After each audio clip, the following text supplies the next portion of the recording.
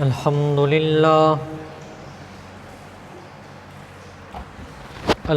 لله وكفى والصلاة والسلام على من لا نبي بعده أرسله بالحق بشيرا ونذيرا وداعيا إلى الله بإذنه وسراجا منيرا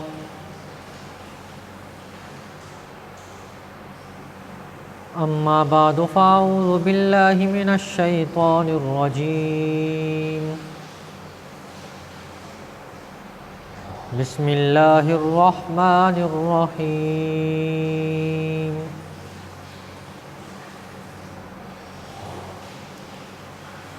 وما أرسلناك إلا رحمة للعالمين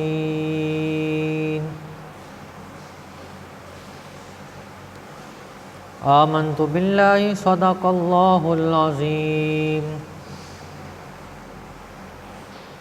وبلغنا رسوله النبي الكريم ونحن على ذلك لمن الشاهدين والشاكرين والحمد لله رب العالمين۔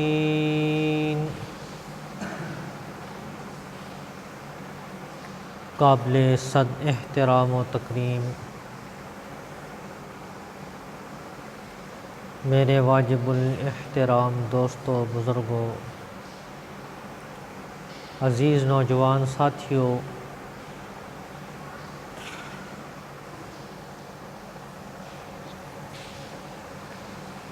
میں نے آپ کے سامنے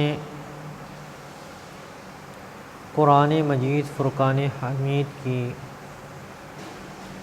ایک آیت آپ کے سامنے تلاوت کی ہے۔ دعا ہے کہ اللہ رب العزت مجھے حق اور سچ کہنے کی توفیق عطا فرمائے، سننے اور سنانے کے بعد مجھے بھی اور آپ کو بھی عمل کرنے کی توفیق عطا فرمائے۔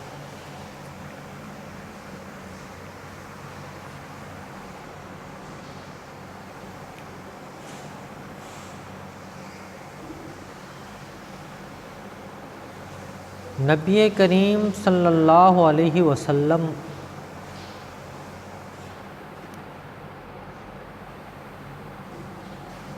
اس دنیا میں تشریف لائے،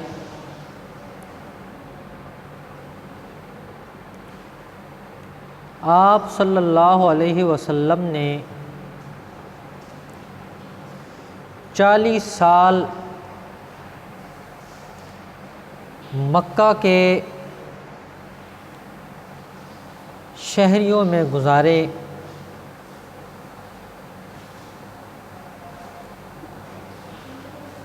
اور آپ صلی اللہ علیہ وسلم کو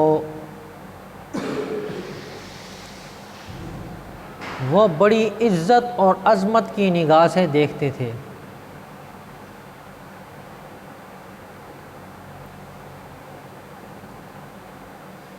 نبی کریم صلی اللہ علیہ وسلم کو ہر بندہ عزت اور احترام سے دیکھتا،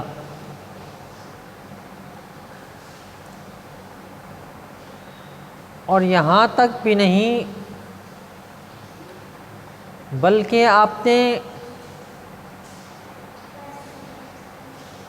تمام باتوں میں، تمام جرگوں میں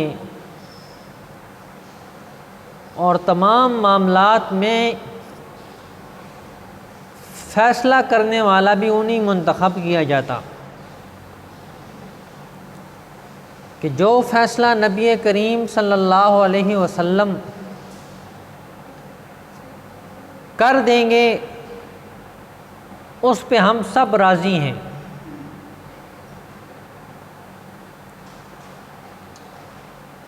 مکہ مکرمہ کے مشرک نبی کریم صلی اللہ علیہ وسلم کے ساتھ اختلاف ہے، جھگڑے ہیں، لیکن اپنی امانتیں پھر بھی نبی کریم صلی اللہ علیہ وسلم کے پاس جمع کروا رہے ہیں۔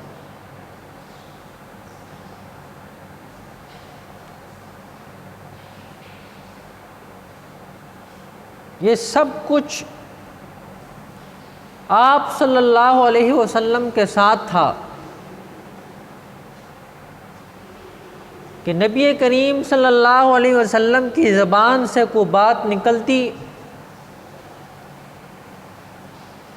تو وہ لوگ کہتے کہ یہی بات سچی ہے، اس میں دو رائے نہیں ہو سکتا، اور اس وجہ سے نبی کریم صلی اللہ علیہ وسلم کا لقب صادق پڑ گیا تھا۔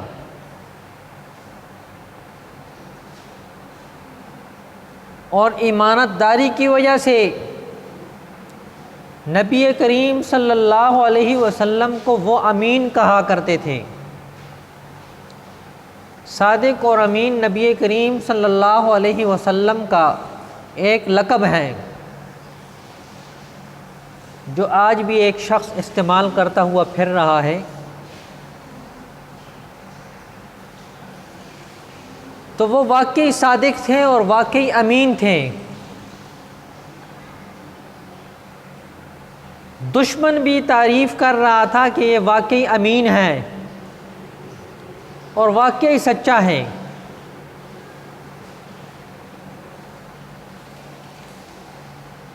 یہ 40 سالہ عمر کے پہلے کی بات ہے۔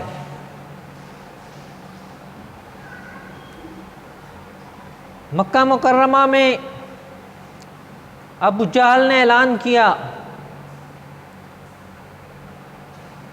کہ بیت اللہ شریف کو گرا کے نیا بنانا ہے، لیکن اس میں حق حلال کا پیسہ لگانا ہے، بالکل حلال اور پاکیزہ پیسہ اللہ کے گھر میں لگانا ہے۔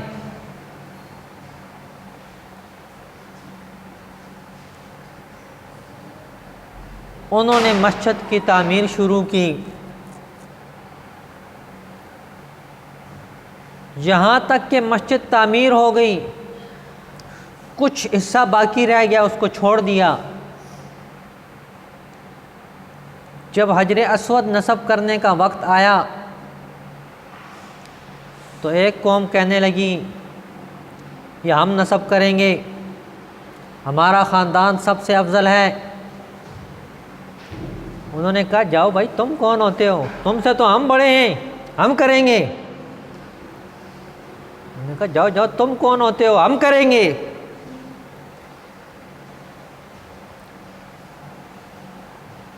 بیت اللہ شریف کے اندر ایک شور بڑھ گیا، ہر ایک کہتا ہے کہ یہ اعزاز ہمارے کھاتے میں آ جائے۔ ان قریب تلواریں وہ نکال لیتے جنگ کے لیے۔ تو ایک بوڑھے شخص نے کہا کہ صبر کرو، کل جو سب سے پہلے بیت اللہ میں آ جائے، جو فیصلہ وہ کرے گا ہم سب اس کے فیصلے کو منظور کر لیں گے۔ کہا ٹھیک ہے۔ اب صبح ہر ایک کوشش کر رہا ہے کہ میں پہلے پہنچ جاؤں، میں پہلے پہنچ جاؤں۔ جب قوم نے آ کر دیکھا تو سب سے پہلے رسول اللہ صلی اللہ علیہ وسلم موجود تھے۔ تو دشمن کہنے لگا کہ یہ جو فیصلہ کرے گا یہ صحیح فیصلہ کرے گا، ہمیں ان کا فیصلہ منظور ہے۔ اب سارے کے سارے کافر ہیں، کوئی ایک مسلمان نہیں بیچ میں، اور نہ نبوت کا اعلان ہوا ہے۔ آپ صلی اللہ علیہ وسلم نے اپنی چادر مبارک کو بچھایا، حجر اسود کو اس کے بیچ میں رکھا اور کہا تمام خاندان کے بڑے اس چادر کو اٹھا کر میرے قریب کریں۔ سب نے اس چادر کو اٹھایا اور خود رسول اللہ صلی اللہ علیہ وسلم نے وہ اٹھا کے وہاں نصب کر دیا۔ یعنی جو فیصلہ نبی کریم صلی اللہ علیہ وسلم نے کیا اس کو انہوں نے تسلیم کیا۔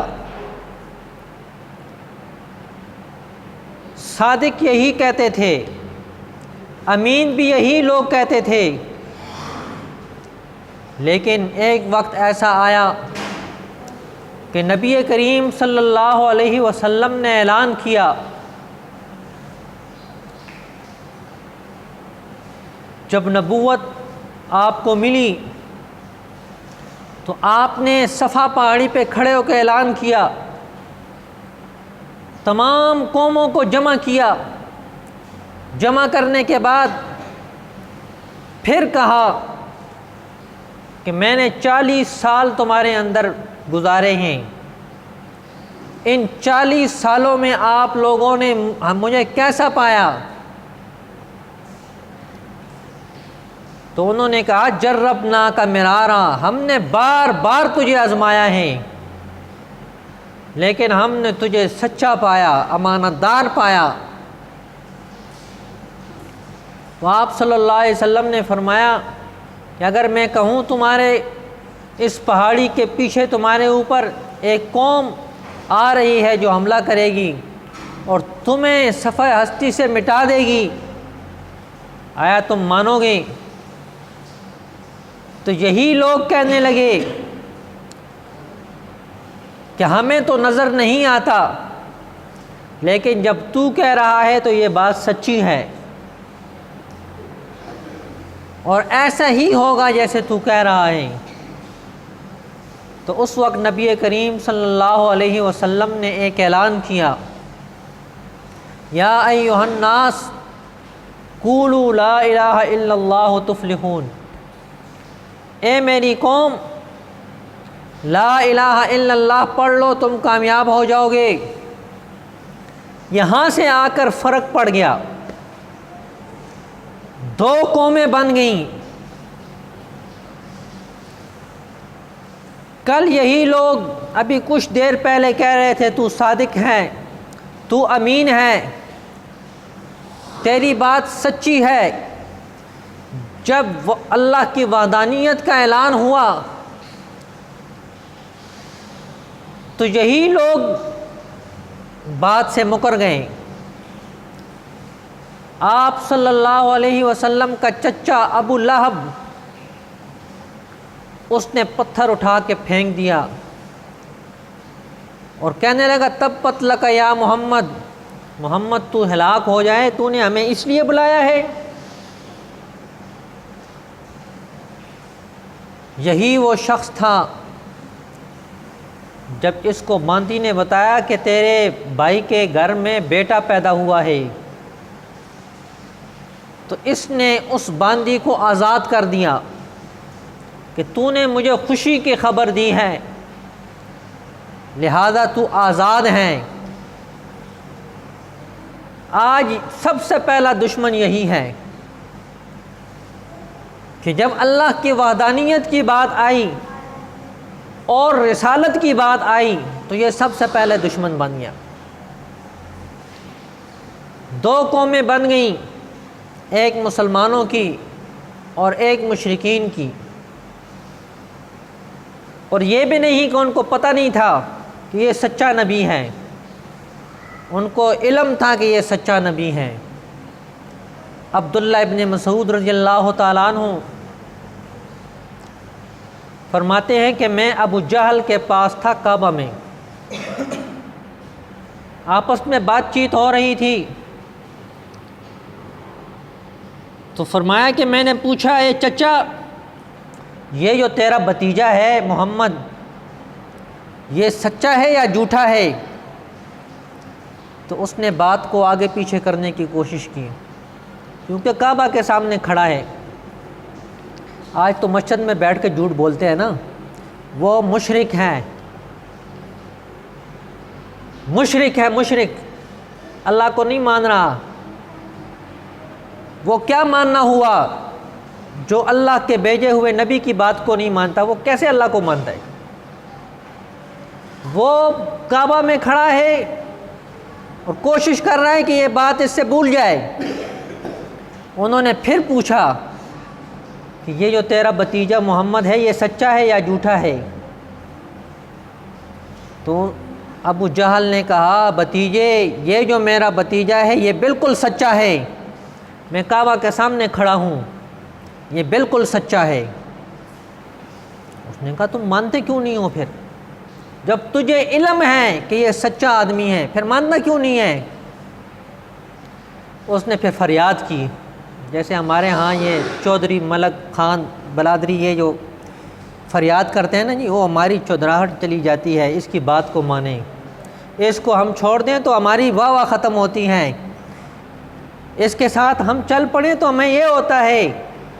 اس نے بھی رویا، اس نے کہا کہ ہماری قوم اور ان کی قوم آپس میں ٹکر والی ہے،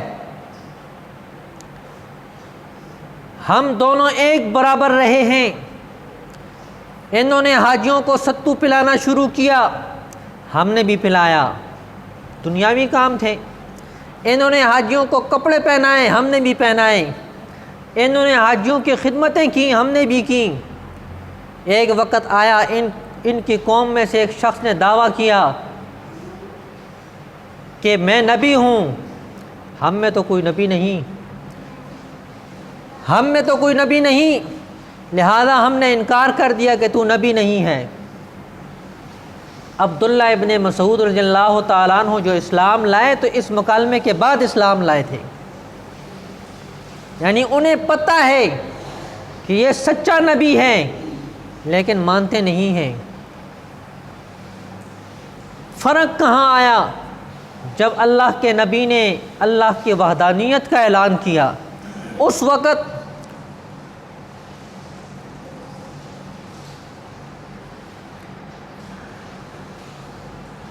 وقت دو قومیں بن گئیں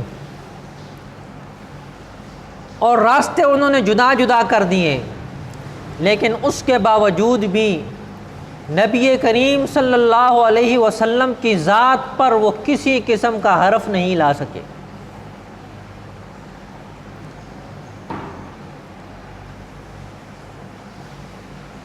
کسی قسم کا، یعنی آپ صلی اللہ علیہ وسلم کی ذات پر وہ حرف نہیں لا سکے۔ اور آج انگریز کو بھی ایک نبی ملا، انگریز نے کہا ہو سکتا ہے ہم اس کدو کو آگے کریں گے تو ہمارا کام چل جائے گا۔ انگریز کو بھی ایک نبی ملا اور وہ کانا، ایک آنکھ اس کی خراب۔ کسی نے پوچھا کہ آپ صلی اللہ علیہ وسلم کی تو مہر نبوت تھی کندھے مبارک پہ، اس کا رنگ مختلف ہوتا تھا، تم بتاؤ تمہاری مہر کہاں ہے؟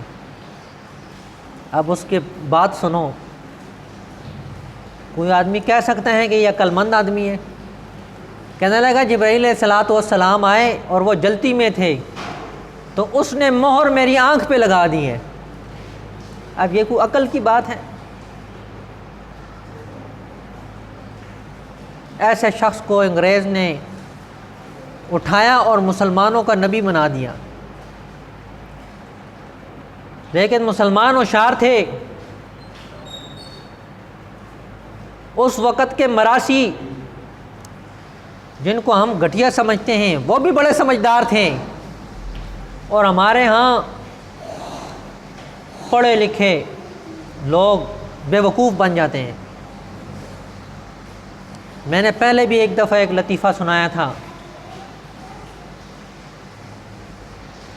کہ مراسیوں نے سنا کہ قادیان میں ایک مہدی آیا ہے، انہوں نے کہا چلو جا کے دیکھتے ہیں۔ یہ لطیفہ پہلے میں 2-3 دفعہ سنا چکا ہوں کہ دیکھتے ہیں کیسا ہے۔ اب وہ آئے،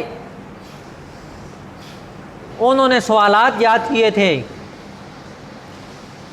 انہوں نے کہا کہ ہم آپ پر ایمان لائیں گے، آپ کی بات مانیں گے، آپ کے مرید رہیں گے، لیکن ہمارے 3 سوالات ہیں، اس کا جواب دیں۔ وہ بڑا خوش ہوا کہ سانو اور چاہیے کہ وے ہمیں اور کیا چاہیے، مراسی قوم مل گئی، ہر جگہ ڈول بجائیں گے اور ساتھ میرا نام لیں گے۔ نے کہا جی تمہارا نام کیا ہے؟ اس نے کہا غلام احمد۔ ان کا پہلے سوال میں تو فیل ہو گیا ہے، جو مہدی ہوگا اس کا نام محمد ہوگا، تو پہلے سوال میں فیل ہو گیا ہے۔ کہا تمہارے والد کا نام کیا ہے؟ اس نے والد کا نام بتایا، کہا اس میں بھی تو فیل ہو گیا ہے، اس کا نام تو عبداللہ ہوگا۔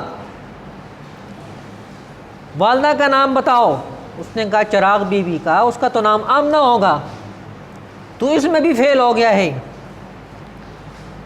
یہ پہلا سوال تھا ان کا۔ کہا تمہارا خاندان کیا ہے؟ کہا ارائیں۔ کہا وہ تو سید خاندان سے ہوگا، اس میں بھی تو فیل ہو گیا ہے۔ پھر انہوں نے چادر بچھائی اپنی کہ جو مہدی ہوگا وہ بڑا سخی ہوگا، ہم اتنے دور سے چل کے آئے ہیں، کچھ نہ کچھ تو ہمیں دے دو۔ وہ تو خود بھوکا ننگا تھا، انگریز سے کھانے والا تھا، وہ ان کو کیا دیتا؟ اس نے کہا میرے پاس کچھ نہیں ہے۔ کہا پھر چلو ہم یہاں تماشا لگاتے ہیں، اس کی تو اجازت ہے۔ اس نے کہا چلو تماشا لگے گا، لوگوں کو پتہ چلے گا۔ اب یہ خبر نہیں کہ کیا تماشا لگنے والا ہے۔ اب انہوں نے ایک آدمی کا منہ بالکل کالا کر دیا اور اس کو جو ہے بٹھا دیا، وہ ٹوکرا سا ہوتا ہے اس کے نیچے، اور ایک کو جو ہے آدھا جو ہے کالا کیا، آدھے طرف کو، اور اس کو ایک طرف بٹھا دیا۔ ان کو پیغمبر کے نام بھی یاد تھے۔ اب مداری شروع ہو گئی، پہلا نبی آ رہا ہے جی، ایک گزر رہا ہے، دوسرا گزر رہا ہے، تیسرا گزر رہا ہے۔ جب آخر میں آپ صلی اللہ علیہ وسلم کا نام انہوں نے لیا